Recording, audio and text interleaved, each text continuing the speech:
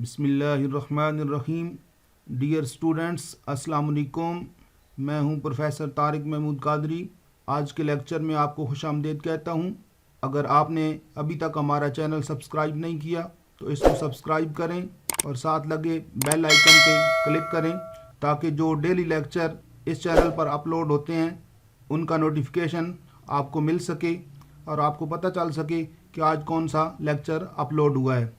इस वीडियो को ज़्यादा से ज़्यादा अपने दोस्तों के साथ शेयर करें ताकि बहुत सारे स्टूडेंट्स की हेल्प हो सके।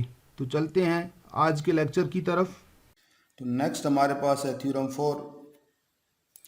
If A divides B and B divides C then A divides C. तो प्रूव करते हैं इसको भी। हम कहेंगे कि जी since A divides B and B divide C therefore,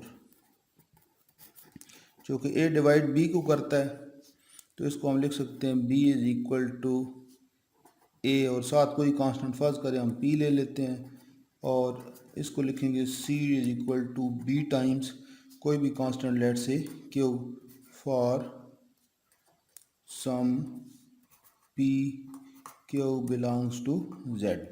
ठीक है जी, क्योंकि ए बी को डिवाइड करता है तो जो चीज़ डिवाइड करती है उसके साथ कोई ना कोई कांस्टेंट आ जाता है और वो इक्वल हो जाती है उसके। इस तरह C is equal to B times Q. अब हमने ये प्रूव करना है कि ए डिवाइड्स सी, यानी C is equal to A times something. अब ये जो b की वैल्यू है b is equal to A P, इसको अगर हम यहाँ पे लगा दें तो क्या बनेगा? तो यहाँ से हम कह सकते हैं c इज इक्वल टू, अब b की वैल्यू यहाँ से ये वाली वैल्यू उठा के इसके अंदर यहाँ रखेंगे तो ये बनेगा ए पी और क्यू आ जाएगा। अब p भी इंटीजर है, क्यू भी एक इंटीजर है, तो दोनों मिलके फर्ज करेंगे एक नया इंटीजर के बन जाता है। तो हम लिख लेते हैं where p q is equal to k belongs to z, यानी दोनों इंटीजर मिलके एक नया इंटीजर बन गया। तो अब हमारे पास क्या आ गया? सी इज इक्वल टू ए के कांस्टेंट है तो ए डिवाइड्स सी, तो यहाँ हम लिख सकते हैं ए डिवाइड्स सी।